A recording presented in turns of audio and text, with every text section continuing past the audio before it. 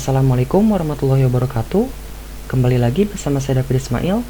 Pada video kali ini saya akan membahas tentang perintah-perintah dasar yang ada pada terminal Linux. Baik, kita langsung saja. Pertama-tama kita buka terminalnya terlebih dahulu. Bisa langsung dengan mengklik ikon emulator terminal ini, atau kita bisa menggunakan shortcut yang ada pada keyboard kita dengan menekan Ctrl Alt plus T. Nah, setelah terbuka, kita coba perbesar sedikit. Baik, untuk perintah pertama ada perintah sudo su atau sudo superuser. Superuser atau root merupakan user dengan hierarki tertinggi yang memungkinkan kita untuk mendapatkan hak akses secara penuh terhadap sistem operasi Linux kita. Kita coba enter, masukkan passwordnya. Nah, sekarang kita sudah ada di dalam akun superuser kita. Dapat dilihat perbedaannya. Untuk kembali ke akun sebelumnya atau ke akun non-root, kita bisa menggunakan beberapa perintah. Di antaranya kita bisa mencoba perintah login untuk masuk ke dalam akun yang ada pada sistem informasi Linux kita. Misalkan kita ingin memakai akun Dendly ya, kita masukkan namanya, kita masukkan sandinya. Nah, sekarang kita sudah keluar dari akun superuser kita dan masuk ke akun sebelumnya. Adapun cara yang lain yang lebih simple, kita cukup mengetikkan perintah exit. Nah, ini lebih simpel ya. Atau ada yang lebih cepat lagi, kita cukup menggunakan shortcut dari si exit ini dengan menekan Ctrl plus D. Sama saja ya. Yang membedakan hanyalah pada kemudahannya saja. Untuk perintah selanjutnya ada perintah cd atau change directory.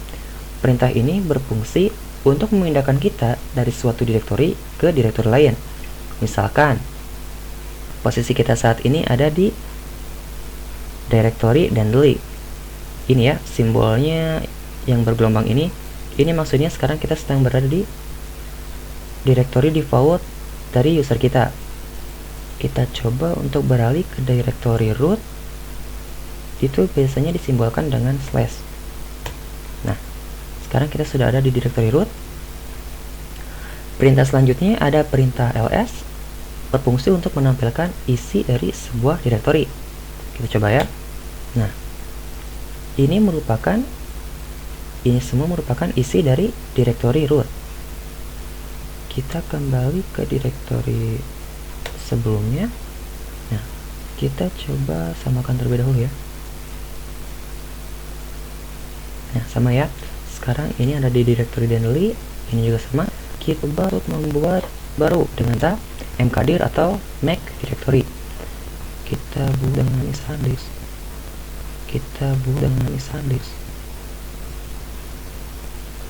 Udah ada ya.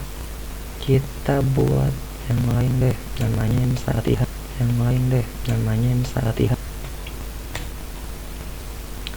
Nah, buat latihan, kita masuk. Sekarang perintah selanjutnya kita coba untuk membuat sebuah file baru dengan menggunakan perintah touch. Si nama filenya misalkan latihan.txt. Nah, sudah ada. Untuk perintah selanjutnya ada yang namanya rmdir atau remove directory. Perintah ini berfungsi untuk menghapus sebuah direktori dengan catatan direktori tersebut harus kosong, tidak ada isinya. Misalkan untuk contoh buat dulu ya, mkdir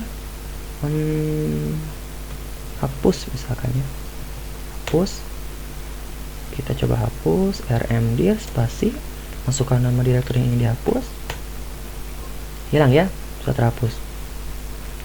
Sekarang bagaimana untuk menghapus sebuah file? Untuk menghapus sebuah file, kita cukup mengetikkan perintah rm spasi, masukkan nama file yang mau dihapus. Nah, sudah terhapus. Jadi perbedaannya ya, untuk menghapus direktori kita menggunakan perintah rmdir, sedangkan untuk menghapus sebuah file kita menggunakan perintah rm.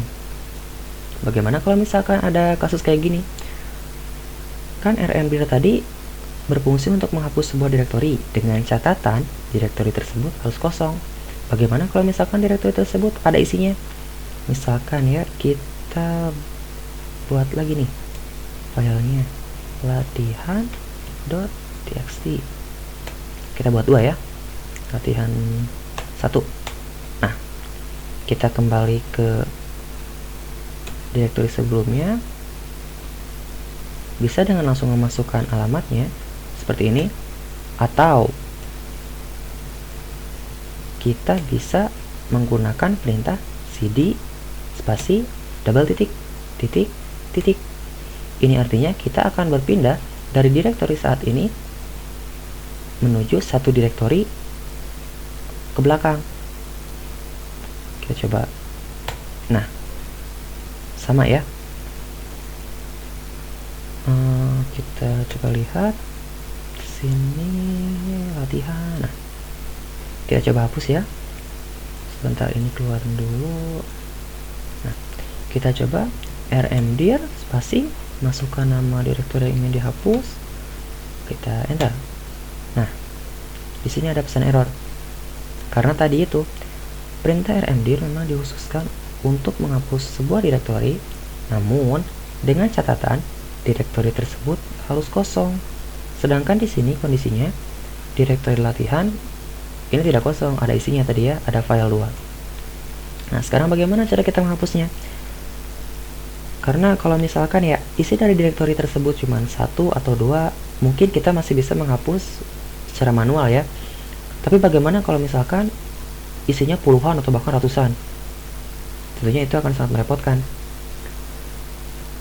Cara mengatasinya, kita harus menggunakan perintah rm, karena di dalam direktori ini juga ada filenya ya, rm dengan tambahan dash rf atau dash ri. Apa nih perbedaannya nih? Untuk dash rf ini, ketika dieksekusi, ini akan langsung menghapus semua file atau direktori tanpa terkecuali. Jadi ini si rf ini nanti tanpa ampun ya, dia ketika dieksekusi bakal langsung menghapus semuanya. Sedangkan untuk si dash ri ini, dia sama seperti rf, tapi dia agak baik nih yang ini nih. Jadi sebelum dia mengeksekusinya, ketika kita mengeksekusi, sebelum dia menghapus menjalankannya, dia akan bertanya dulu kepada kita. Dia akan memberikan pemberitahuan atau peringatan kepada kita. Apakah kita ingin melanjutkan proses menghapusnya atau tidak? Jadi ketika perintahnya dieksekusi, kita masih punya kesempatan untuk membatalkan perintah tersebut. Kita coba ya. Untuk contohnya, saya akan gunakan yang ri ini. rm-ri, masukkan nama direktori yang ingin dihapus, enter. Nah, ada pemberitahuan, lanjut ke direktori latihan. Oke, ada 2 ya, Y untuk yes dan N untuk no. Ada pemberitahuan lagi, hapus berkas kosong reguler dengan nama latihan.txt ya, hapus berkas latihan 1.txt ya. Nah, untuk perintahnya untuk pemberitahuan yang terakhir, ini ketika semua file atau direktori yang ada pada direktori yang ingin dihapus ini sudah dihapus semua, perintah terakhir ini memberitahukan kita apakah kita ingin menghapus direktori yang paling luarnya atau direktori induknya yang ini ya, yang latihan ini, atau tidak. Karena di sini kita ingin menghapus semuanya, kita hapus saja. Nah, sudah tidak ada. Coba ls, kosong ya, sudah nggak ada direktori Linux. Kita coba buat lagi sebelum masuk ke perintah selanjutnya, latihan. Nah, kita masuk,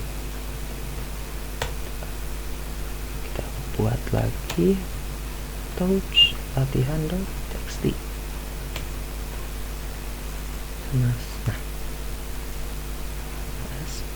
Nah, sudah ya.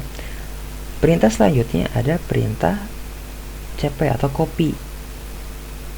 Ini sama kayak di Windows ya, perintah ini berfungsi untuk menyalin. Namun bedanya kalau di Linux, selain untuk menyalin, perintah ini juga bisa digunakan untuk merename atau mengganti nama dari sebuah file.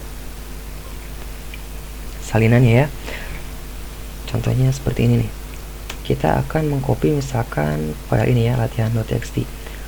Masukkan nama filenya, latihan.txt, spasi nama baru dari salinan yang ingin kita buat. Misalkan kita namai dengan latihan1.txt. Bentar. Nah, sudah ada. Bagaimana kalau misalkan kita ingin mengcopy sebuah direktori? Apakah sama? Untuk direktori agak beda ya. Kita coba buat terlebih dahulu direktori latihan. Nah, kalau kita samakan, ini nantinya akan error. Misalkan nama barunya latihan1. Nah, akan error. Karena kenapa? Kalau tadi sebelumnya kita mengcopy file, ini file kan tunggal ya. Sedangkan untuk direktori ini di dalamnya ada isinya. Jadi bukan gimana ya jelasinnya. Jadi mau ada isinya atau tidak, direktori ini harus keseluruhannya yang dikopikan. Jadi kita harus menambahkan perintah -r ini atau rekursif.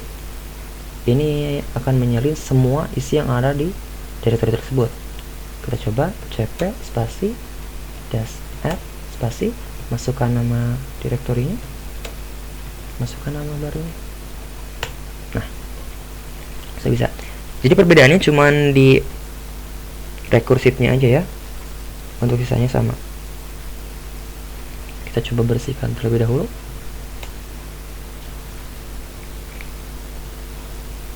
Untuk perintah selanjutnya ada yang dinamakan perintah update. Nah, perintah update ini berfungsi apabila misalkan ya kita melakukan instalasi terhadap sebuah software nih. Terus ketika proses instalasinya ada kesalahan misalkan atau ada error yang membuat proses instalasi terganggu dan paket itu tidak terinstall dengan sempurna. Atau misalkan kita sedang menginstal Linux kita, OS Linux kita, tapi ada error, entah itu misalkan error di pemartisiannya atau yang lain-lainnya. Nah, si perintah update ini dia berfungsi untuk memperbaiki error-error tersebut. Namun sebelumnya kita harus menggunakan perintah apt-get. apt ini merupakan software untuk memanage paket-paket yang ada di dalam Linux, atau intinya ya, si apt ini dia yang mengatur semua paket-paket atau software yang ada di dalam sistem operasi Linux. Kita coba ya. Update. Ada error nih. Izin ditolak. Berarti kita harus menggunakan super user. Kita masuk dulu ke super user kita coba lagi. Oke. Update. Nah, sekarang sudah mulai.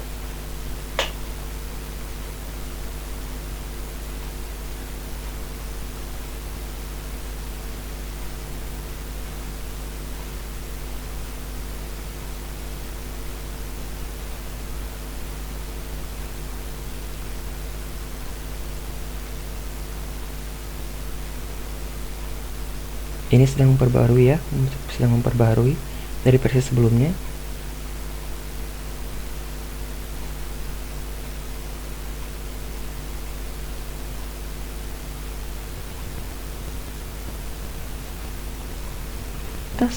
Data ya untuk atau software box. Data ya untuk atau software box. Misalkan kita mau ya untuk atau software box. Misalkan kita mau menginstal apa ya, software box. Misalkan kita mau menginstal apa ya, file aja deh. Kita file aja deh. Kita masukkan dulu apt-get get entar. Kita kembali ke direktori dulu. Kita masukkan apt get install, terus kita masukkan nama aplikasi yang ingin kita install. Aplikasi dari repository ini ya, repository dari distro Linux kalian. Misalkan di sini saya pakai Kali Linux menggunakan basicnya ini dari Debian. Saya mau install misalkan Livead. Gampang ya, tinggal tunggu prosesnya. Nanti biasanya ada pemberitahuan sih mau lanjut ya. Oh tidak, biasanya ada ya, ini nggak ada, nggak apa-apa lah.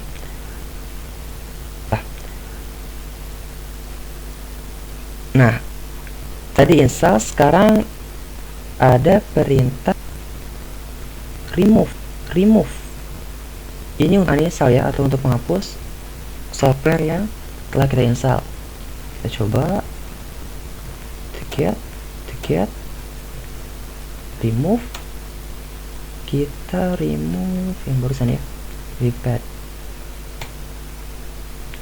Sedang proses. Nah, ini juga.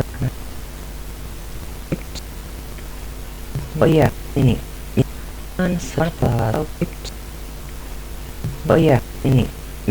atau proses apa lama, misalkan error, ada yang membatalkan ini misalkan.